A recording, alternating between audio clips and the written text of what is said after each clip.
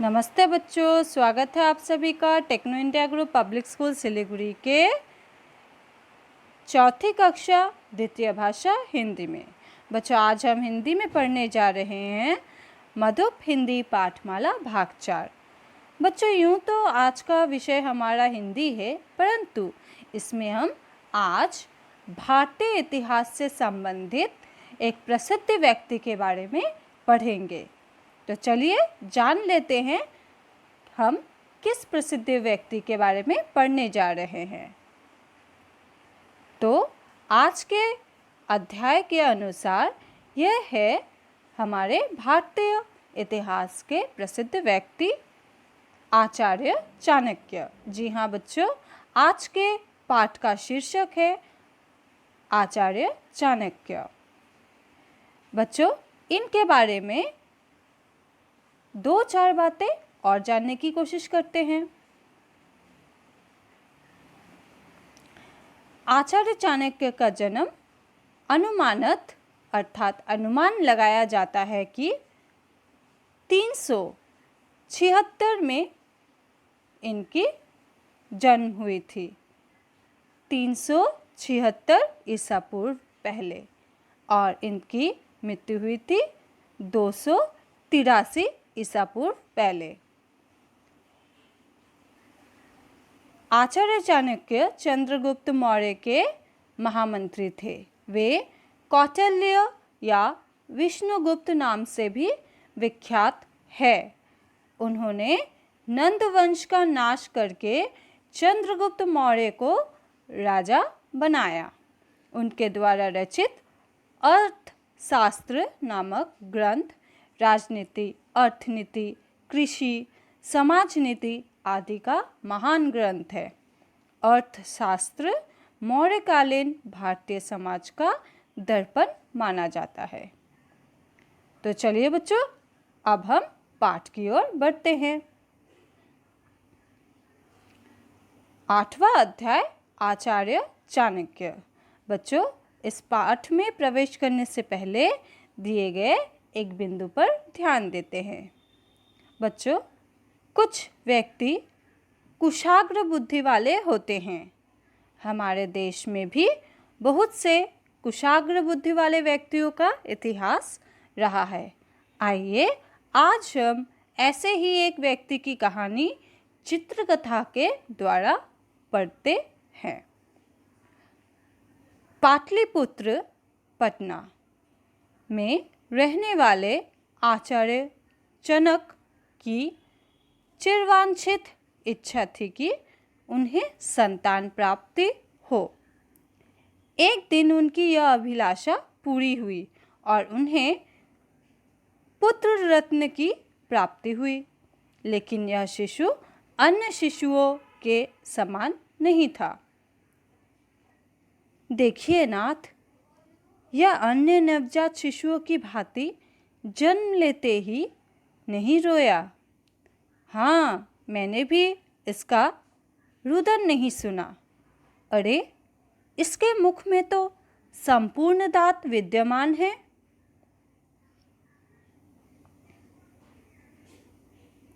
एक ज्योतिषी ने भविष्यवाणी की कि संपूर्ण दांत होने के कारण यह बालक बड़ा प्रतिभाशाली होगा और बड़े साम्राज्य का स्वामी बनेगा। यह सुनकर आचार्य चाणक्य चिंतित हो गए, क्योंकि वे साम्राज्य चलाने को क्षत्रियों का काम मानते थे।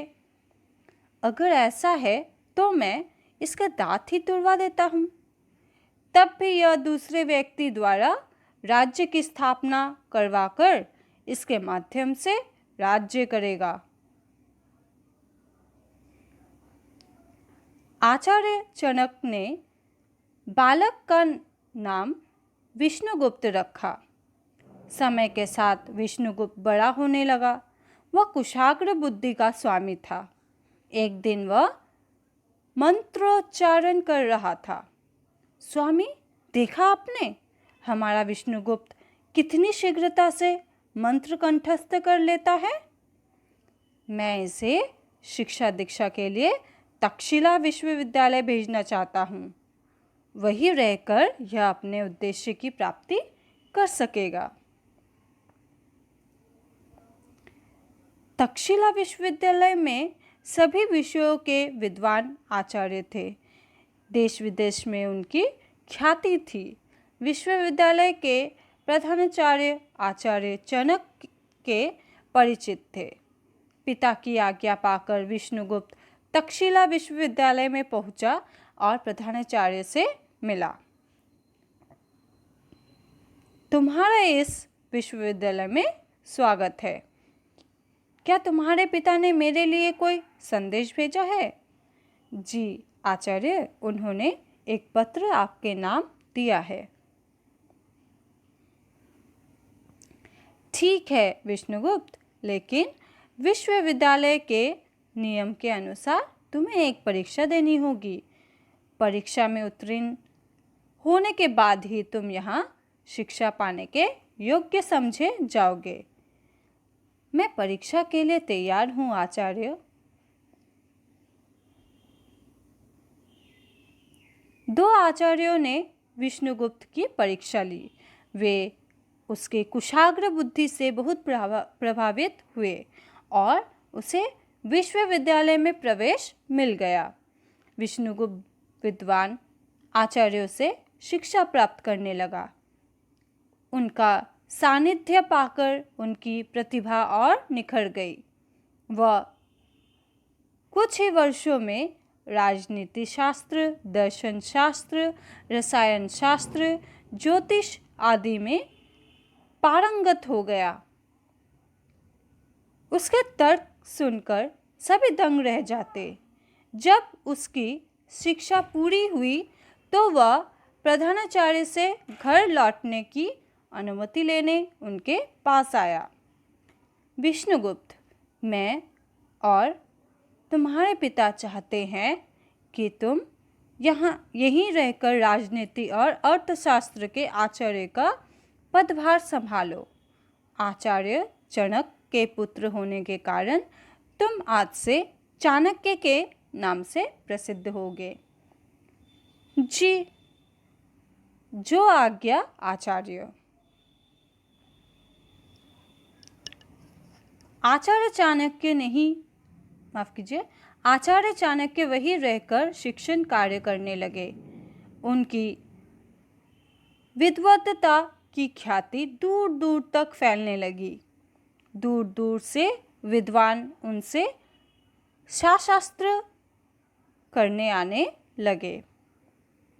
एक दिन माता पिता से मिलने की इच्छा के लिए वे पाटलिपुत्र लौटे, लेकिन कुटिया में माता पिता को न पाकर चिंतित हो उठे। भ्राता, इस कुटिया के स्वामी कहाँ गए? यदि तुम आचार्य चाणक्य की बात कर रहे हो तो वे तो कब के यहाँ से चले गए, पर क्यों और कहाँ? सुना है कि यहाँ के अयोग्य एवं विलासी राजा धनानंद से विद्रोह के अपराध में वे देश से निकाल दिए गए हैं। मैं अपने पिता और इस भूमि को इस आतताई राजा से अवश्य मुक्त कराऊंगा। धनानंद को जड़ से उखाड़कर किसी योग्य राजा को राज्य सौंपने का संकल्प लेकर आचार्य चाणक्य चल पड़े। चंद्रगुप्त के रूप में उनकी यह खोज पूरी हुई। चंद्रगुप्त की सहायता से राजा धनानंद का अंत कर उन्होंने अपना संकल्प पूरा किया और चंद्रगुप्त को मगध का शासन सौंप दिया। कुसुम अग्रवाल के नाटक पर आधारित। बच्चों, इस पाठ को आप सभी ध्यान से पढ़ें। आज के लिए बस इतना ही। आप सभी का बहुत बहुत धन्यवाद।